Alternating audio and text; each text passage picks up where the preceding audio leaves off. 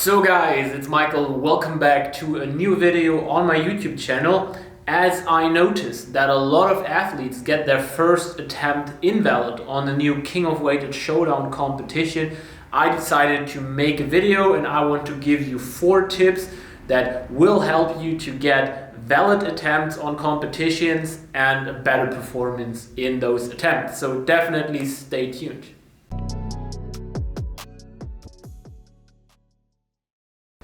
For the first tip, I will take the dip bars as an example. And I just want to show you something. I hope my hat is not cut it off too much. Now, what is the difference between this dip and this dip? Exactly, it's the range of motion.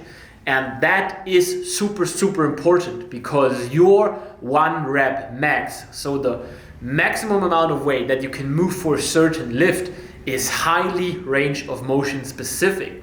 So when you are calculating the weights for your attempts, you need to check if the values that you do the calculation with are also from lifts that have the same range of motion that you need in the competition. We see that now a lot in the showdown that people have super high 1 rep maxes, but not in the specific range of motion that is required for the competition. So when you're thinking of a 1 rep max, don't think of a fixed value, think of it as a range that is also highly depending on its range of motion. As a dip this deep obviously is harder than a dip this deep. So I can probably go for 140 kg in the dips when I don't go that low as I need in like the showdown competition or other European competitions with the standard that we have where your rear delt needs to be below the elbow. Then I'm more at 130 kg. So tip number 1, make sure that you are choosing values with which you can fulfill the range of motion requirements of the competition. And if you use tools like the King of Weighted calculators on the King of Weighted page, then make sure that you're calculating also from sets that had this range of motion information. Okay, now one of the most important tips that I can give you for 1 rep max attempts is now tip number 2, and that is be confident. You need to be 100% convinced that you can move this weight. 1 rep max attempts are highly depending on 100% willing muscle contraction. That means your central nervous system needs to innervate all the muscle fibers that are responsible for this lift. All motor units are firing at the same time, and that requires a high amount of confidence. So you need to be sure you can do it. So the battle is won in your head. And that is especially true on super heavy lifts like the squat. So make sure that you not only choose the weight that you can move the full range of motion with, that is required for the competition, also make sure that you are confident enough to really move that weight. If you're not confident enough yet, even though the calculator might tell you that you can move this weight, you won't be able. So take your time and really level up your training step by step and gain the confidence during the process, gain the confidence with repetitions over time, and then I'm 100% sure that you can smash your 1 rep maxes if you are gaining the confidence that you need for it. So in tip number 2, we talked about confidence. And now tip number 3 goes hand in hand with that. What happens if I now use my King of Weighted belt, wrap it around the waist, and then I just load up 120 kg and I'm doing my 1 rep max attempt now. Without any warm up, without any ramping, I'm just straight jumping into that attempt. Will it be a success? Will I fail? I will probably fail because I'm not primed for that max load yet. So tip number 3 is use a reasonable ramping to prime your central nervous system. What does that mean?